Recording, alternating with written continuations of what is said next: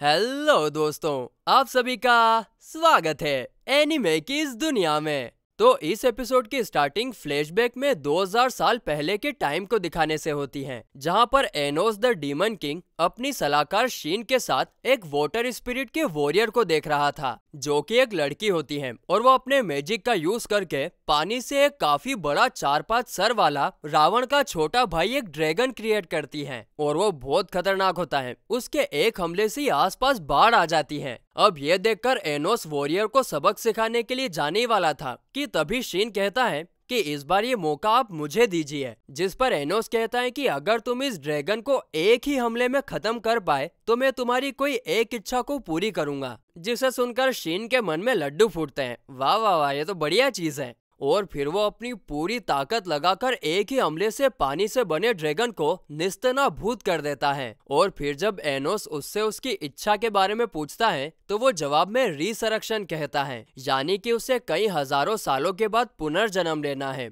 जिस पर एनोस एग्री करता है। तभी वहाँ पर हीरो कानून की एंट्री होती है, जिसे देखकर एनोस कहता है, अबे यार क्या है यार, ये हीरो कानून फिर एक बार वापस आ गया। मैं चाहे कितनी बार इसे खत्म कर दूं, लेकिन ये रिसरेक्ट होकर वापस आ ही जाता है। दरअसल हीरो कानून के पास 7 लाइफ सोर्सेस होते हैं, जिसका यूज करके वो कभी भी अपने आप को रिसरेक्ट कर सकता है। जिसके बाद एनोस हीरो कानून पर हमला करता है और उससे वहां पर काफी बड़ा ब्लास्ट होता है। और उसी के साथ हमें प्रेजेंट का सीन दिखाया जाता है, जहां पर टीचर सभी को बताती है कि इस साल एक ट्रांसफर स्टूडेंट उनकी क्लास में आने वाला है। साथ ही में वो ये भी बताती है कि जिस छड़ी को पिछले एपिसोड में एनोस और उसकी टीम ने कलेक्ट किया था वो चोरी हो गई है और इसीलिए वे लोग उनके पॉइंट्स चेक नहीं कर पाए, जिसके चलते टीचर एनोस की टीम को टेम्पररी 70 पॉइंट्स दे देती है। जिसे सुनकर साशा भड़क जाती है। क्यों भाई, क्यों क्यों पर क्यों नहीं क्यों? वो कहती है कि छड़ी चोरी होना वो कोई हमारी प्रॉब्लम नहीं है, वो स्कूल का फॉल्ट है। और रही बात टेम्पररी स्कोर की, तो आप हमें 100 पॉइंट्स भी तो दे सकते हैं।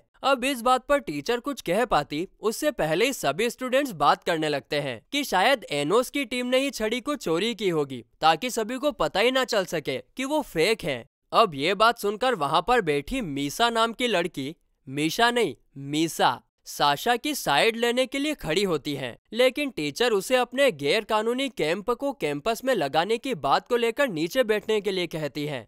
तभी एनोस शांति से उठकर एक लड़के के पास जाता है और उसकी बॉडी में से अपनी छड़ी बाहर निकालकर टीचर को वापस दे देता है। और फिर टीचर से कहता है, क्या यार, मतलब अगर आपको ये काम करना ही था तो थोड़ी सावधानी से तो करते, ताकि किसी को पता ना चले। यानी कि छड़ी चुराने वाली और कोई नहीं बल्कि टीचर खुद थी, नालायक कहीं की। जिसके बाद सीन शिफ्ट होता है और क्लास के बाद मीसा अपने हीरो एनोस से मिलने के लिए आती है, जहां पर एनोस और हम लोगों को पता चलता है कि मीसा कैंपस में एनोस फैन क्लब नाम से एक क्लब चला रही है। वाह रे, अपने हीरो की तो काफी फैन फॉलोइंग है। उस क्लब में काम करने वाले सारे लोग एनोस के फैन हैं, साथ ही में वे लोग हाइब्रिड भी हैं। अब ये हाइब्रिड क्या है? तो दोस्तों मैं आपको क्लियर कर दूं कि यहाँ पर 2 तरह के लोग दिखाए गए हैं। एक तो वो जो हाइब्रिड हैं और दूसरे वो जिन्हें प्योर ब्लड कहा जाता है। हाइब्रिड वो लोग हैं जिन्होंने व्हाइट यूनिफॉर्म पहनी हुई है, और प्योर ब्लड यानी रॉयल फैमिली से जुड़े हुए लोग, और उन्होंने रेड यूनिफॉर्म पहनी हुई है। अब क्योंकि एनोस भी एक हाइब्रिड है और स्कूल में काफी अच्छा परफॉर्म कर रहा था, इसीलिए कई सारे लोग उसके फैंस बन गए थे। जिसके बाद मीसा एनोस, मीशा और साशा को एनोस फैन क्लब में इनवाइट करती है। और वहां जाने पर हम लोगों को पता चलता है कि एनोस फैन क्लब में लगभग पूरी लड़कियां ही भरी हुई थी, जो एनोस को देखते ही काफी ज्यादा खुश होती हैं। अपने भाई की चांदी है दोस्तों। तो वहीं पर साशा को एक बुक मिलती है जिसमें एनोस के बिना कपड़ों के स्केचेस बने हुए थे, जिसे देखकर बेचारी साशा टमाटर की तरह, नहीं इस बार टमाटर की तरह नहीं,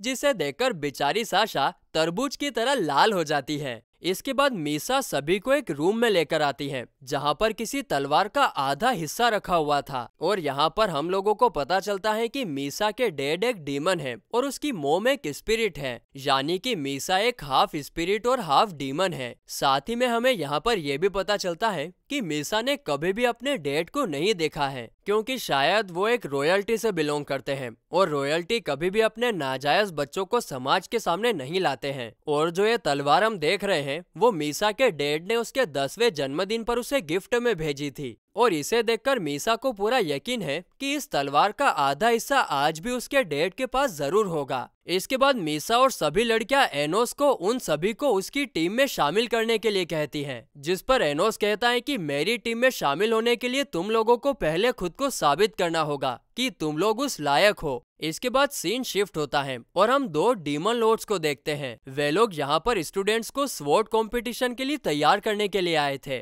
आगे वे सभी स्टूडेंट्स को जमीन में गड़ी हुई स्वॉर्ड को निकालने के लिए कहते हैं, लेकिन कोई भी उन स्वॉर्ड्स को हिला तक नहीं पा रहा था, मगर एनोस उसे एक ही झटके में बाहर निकाल लेता है। भाई अपना पावरफुल है यार, बजरंगबली का भक्त है वो। यहाँ पर साथ ही में न्यू ट्रांसफर स्टूडेंट जिसका नाम ले है वो भी उस तलवार को निकाल लेता है, और फिर वो दोनों मिलकर एक ही झटके में दोनों डीमन लॉर्ड्स को बेहोश कर देते हैं। जिसके बाद क्लास में आने पर ले एनोस की टीम को ज्वाइन करने की इच्छा जाहिर करता है, जिसे सुनकर स्टूडेंट और टीचर्स हैरान रह जाते हैं, क्योंकि ले के पास काफी पावर होती है, वो खुद भी एक लीडर बन सकता है। लेकिन एनोस ले को मना कर देता है और कहता है कि पहले तुम साबित करो कि तुम मेरी टीम ज्वाइन करने के लायक हो। अब क्योंकि ले के पास फिलहाल के लिए कोई टीम नहीं होती, इसीलिए एनोस मीसा और बाकी की एनोस फैन क्लब की लड़कियों को ले के साथ टीम बनाने के लिए कहता है, और वो उनसे बोलता है कि अगर कल होने वाले टीम कंपटीशन में उन लोगों ने अच्छा परफॉर्म किया तो वो उन्हें जरूर टीम में शामिल कर लेगा। जिस पर मीसा और ले दोनों भी एग्री करते हैं, और फिर अगले दिन हमें कंपटीशन का सीन दिखाया जाता है, जहां पर जब ले मीसा और उसके ग्रुप के साथ बात कर रहा था तभी हमें पता चलता है कि ठीक मीसा की ही तरह ले भी रॉयल्टी और हाइब्रिड ऐसा कुछ होता है उसमें नहीं मानता है। दरअसल वो सभी को एक ही नजर से देखता है।